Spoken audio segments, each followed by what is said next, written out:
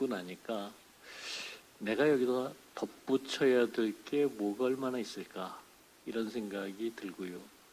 사실 우리가 토론을 할 때는 발제문을 받아보고 거기에다가 이제 자기 생각을 덧붙여서 준비를 하는 건데 이번 워낙에 급박하게 돌아가다 보니까 그런 시간적인 여유가 전혀 없었습니다. 그러고 보니까 이제 제가 토론문이라고 한 3페이지 쓴 것들이 큰 의미가 있을까 하는 고민이 들었고요.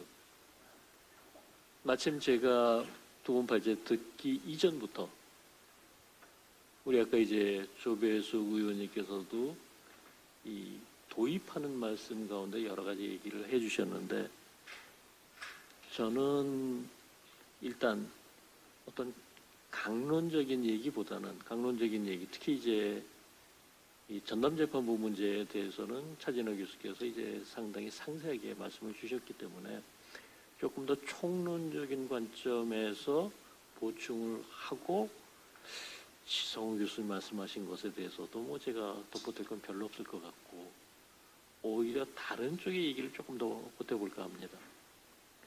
가장 먼저 우리가 이제 생각할 것은 자, 이 정부 여당 쪽에 있어서 법률 전문가들 많습니다. 이 전담재판부라고 하는 것이 사실상의 특별재판부고 위헌이다라는 얘기 알고 있을 겁니다. 그런데 왜 이렇게 무리하게 추진하고 있느냐?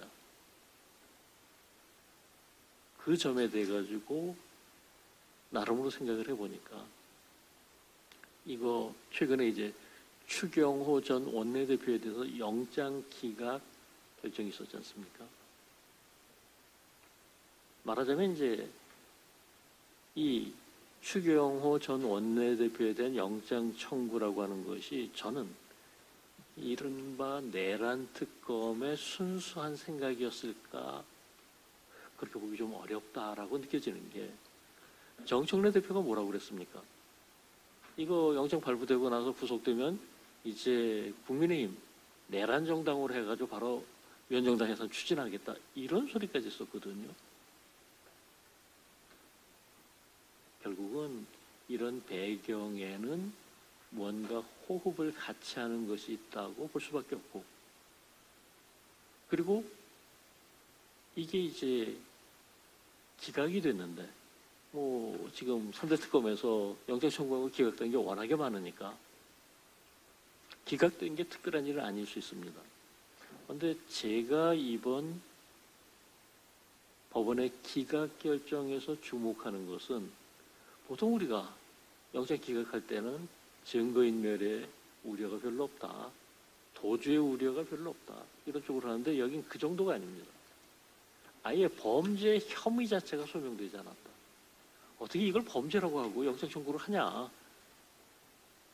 이거는 결국 온갖 것을 다 갖다 내란몰이로 끌어들이는 이런 것 자체가 무리다라고 하는 것을 법원의 결정을 통해서 보여준 물론 이게 전체 법원의 결정이 아니고 당시 이제 영장을 담당했던 판사의 개인적인 의견일 수 있습니다. 하지만 이런 식의 의견이 그분 한 사람의 것이라고 보기보다는 법원 내에는 상당히 널리 퍼져 있는 이런 것으로 읽혀지고 그러다 보니까 이제 이대로 두면 법원에서 이른바 내란 사건에 대해서 본안에 대해서조차 영장 기각이 아니라 본안에 대해서조차 무죄 판결 내릴 가능성이 상당히 높은 거 아니냐. 근데 그렇게 되면 어떻게 될까요?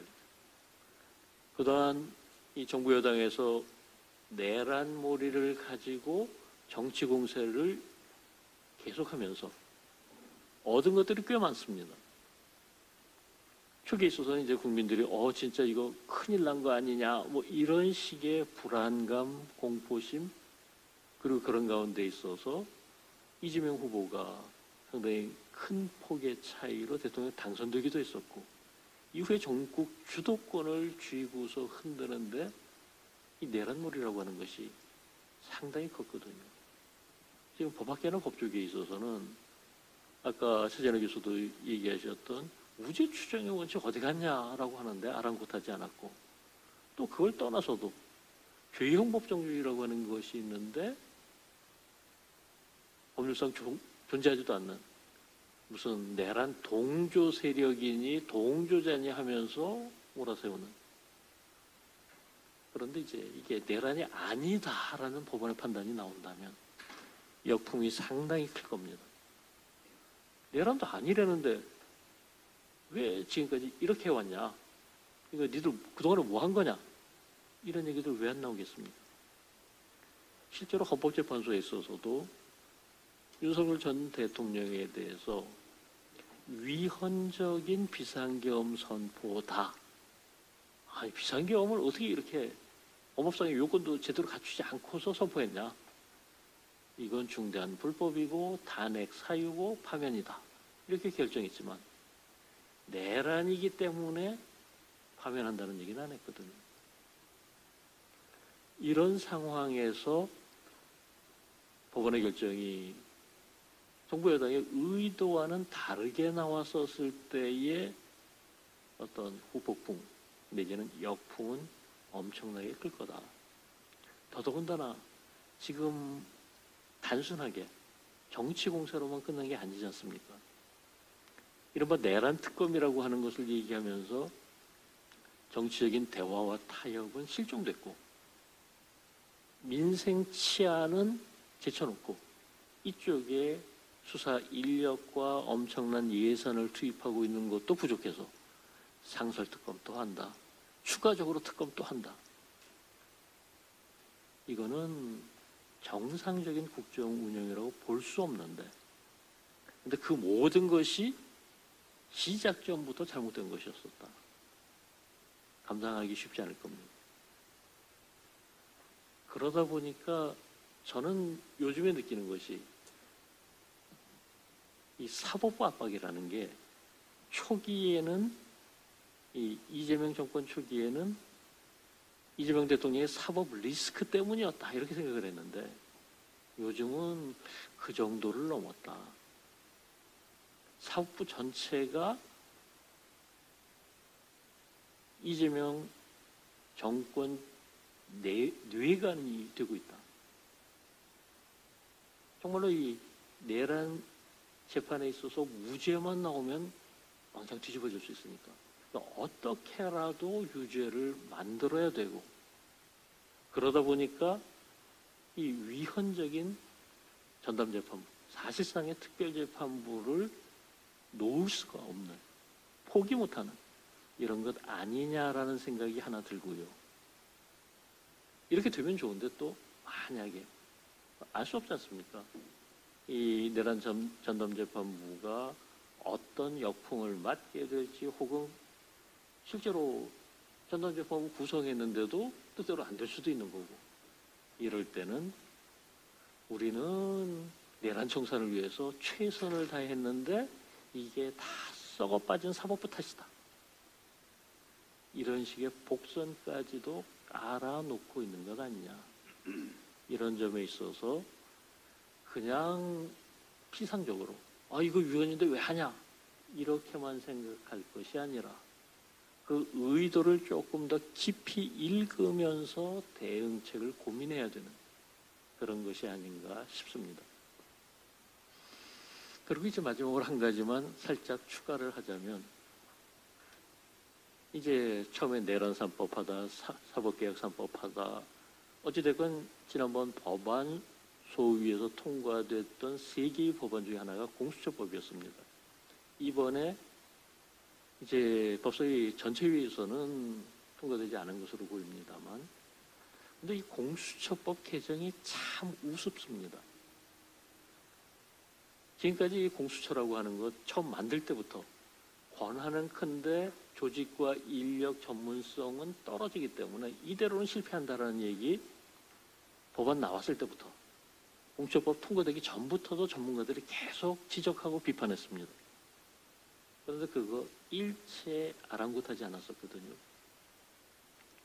근데 지금 와서 벌써 한 5년 이상 지나고 나서 공수처법을 개정하면서 수사권을 공수처의 수사권을 확대하겠다고 합니다.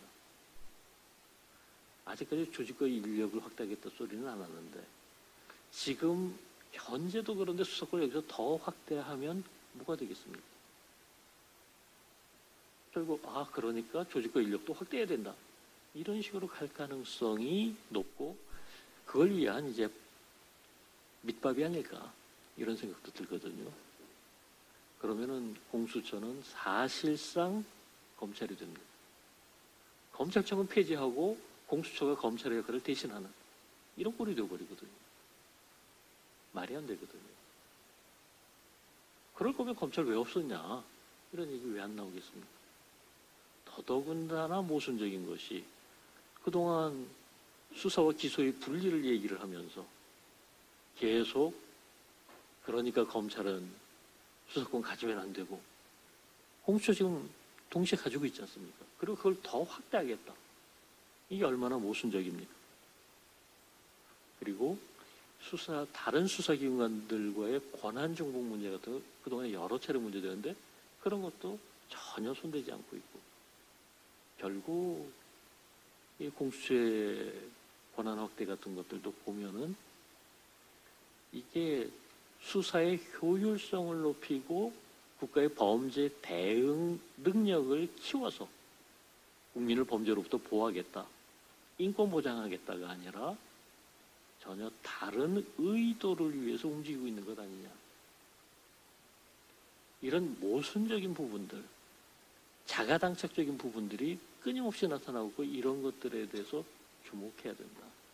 이거는 공수처법이 이제 조금 더 선명하게 보여주는 것이 다른 법들에 있어서도 무수히 나타나는 점을 말씀드리면서 제 토론 말씀 가름하겠습니다. 감사합니다.